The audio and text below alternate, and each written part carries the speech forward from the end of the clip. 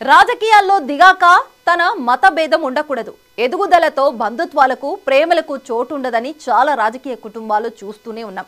బావమరది బతుకు కోరాడుతాడు అలాంటి సామెతలు రాజకీయాల్లో పనికిరావని మాజీ మంత్రి బాలినేని, ఎంపీ వైవి సుబ్బారెడ్డి నిరూపిస్తున్నారు.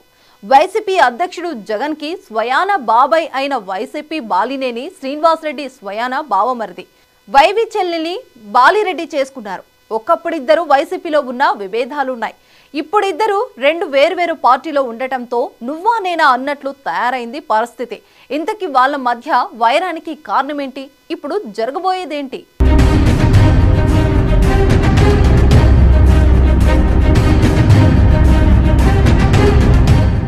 ప్రకాశం జిల్లాలో జాతీయ రహదారి పక్కనే ఉన్న కొరిసపాడుకు చెందిన వైవి సుబ్బారెడ్డి ప్రస్తుతం వైసీపీ రాజ్యసభ సభ్యుడు.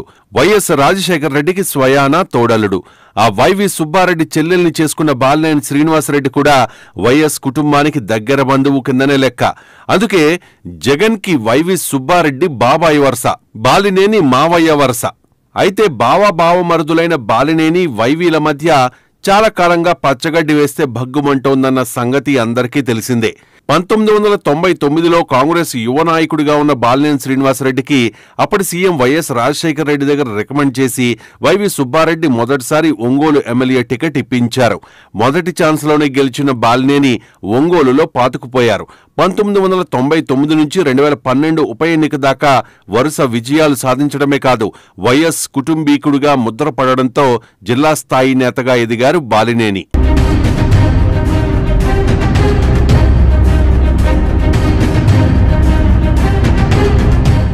బాలినేని శ్రీనివాసరెడ్డి 2009లో గెలిచినప్పుడు ఆయనకు మంత్రి పదవి దక్కింది. అది కూడా వైఎస్ కు వైవి రికమెండ్ చేయడం వల్లనేనంటారు.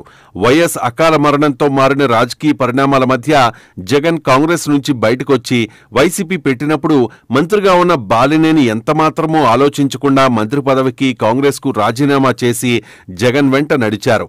అప్పటికే ఒంగోలు నుంచి 3 సార్లు గెలిచి ఒంగోలులో పట్టు సాధించిన బాలినేని తనకు రాజకీయాల కన్నా బంధుత్వమే ముఖ్యమని వ్యాఖ్యానించి మరీ వైసీపీలో చేరడం, 2012 ఉప ఎన్నికల్లో వైసీపీ ఎమ్మెల్యేగా 4వ సారి గెలవడం చకచకా జరిగిపోయాయి. ఆ తర్వాత రాష్ట్ర విభజన ఎఫెక్ట్తో వైసీపీ ఆంధ్రప్రదేశ్కే పరిమితమైంది. 2014 ఎన్నికల్లో తెలంగాణలో వైసీపీ ఖాతా తెరిచినప్పటికీ గెలిచిన 4 విలీనం పేరుతో టీఆర్ఎస్లో చేరిపోవడంతో రాష్ట్రంలో వైసీపీ దుకాణం సర్దేసింది. ఇటు ఏపీలో కూడా ఆ ఎన్నికల్లో జగన్ పార్టీ ప్రతిపక్షానికే పరిమితమైంది. అప్పటి వరకు హైదరాబాద్లో ఉంటూ వైఎస్ కు రాజకీయ సహాయకుడిగా ఉన్న వైవి సుబ్బారెడ్డి జగన్ పక్షాన ప్రత్యక్ష రాజకీయాల్లోకి వచ్చారు.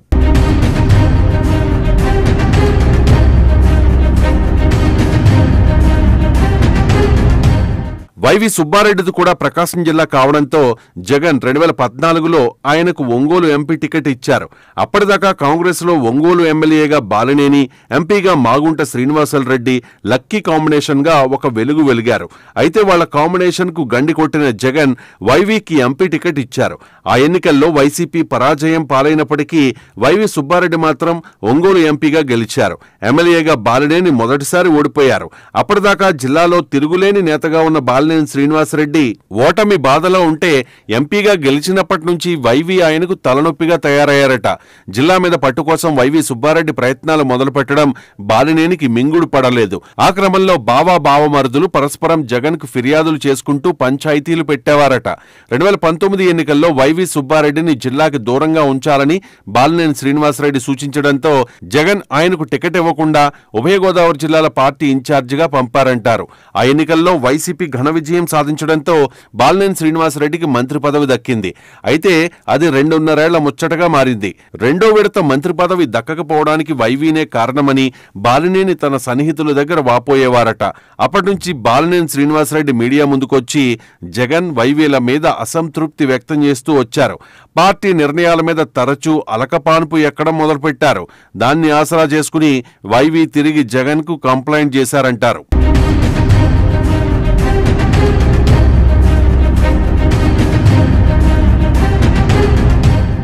ఆ గొడవ చినికి గాలివానగా మారడంతో సీనియర్ నాయకుడు 5 సార్లు గెలిచిన ఎమ్మెల్యే బాలినేనికి 2024లో టికెట్ లేదన్న ప్రచారం కూడా జరిగింది.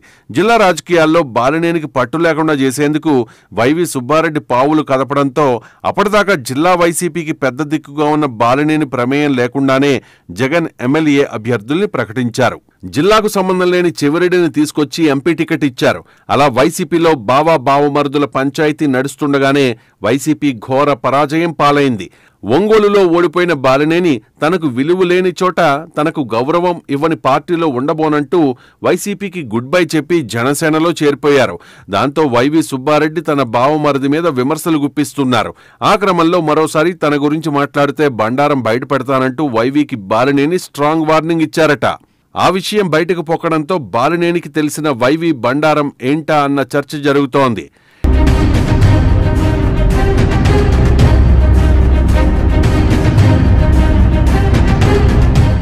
టీటీడీ చైర్మన్ గా పనిచేసిన వైవి సుబ్బారెడ్డి లడ్డూ వివాదంలో తీవ్ర విమర్శలు ఎదుర్కొంటున్నారు. విజిలెన్స్ అధికారులు ఆయనను విచారణకు హాజరవ్వాలని నోటీసులు ఇచ్చారు. దానిపై సుప్రీంకోర్టును ఆశ్రయించిన వైవి తన మీద విజిలెన్స్ ఎంక్వైరీ జరగకుండా చూడాలని కోరారు. దాంతో వైవి మీద అందరిలో అనుమానాలు పెరిగాయి. ఆ క్రమంలో తిరుమలలో వైవి చేసిన అక్రమాలకు సంబంధించి లోగుట్టులన్నీ బాలినేనికి తెలిసి ఉంటాయన్న అభిప్రాయం వ్యక్తమవుతోంది. మరి బాలినేనికి తన బావ గురించి తెలిసిన గుట్టు ఏంటో దాన్ని ఎప్పుడు బయట పెడతారో చూడాలి మరి.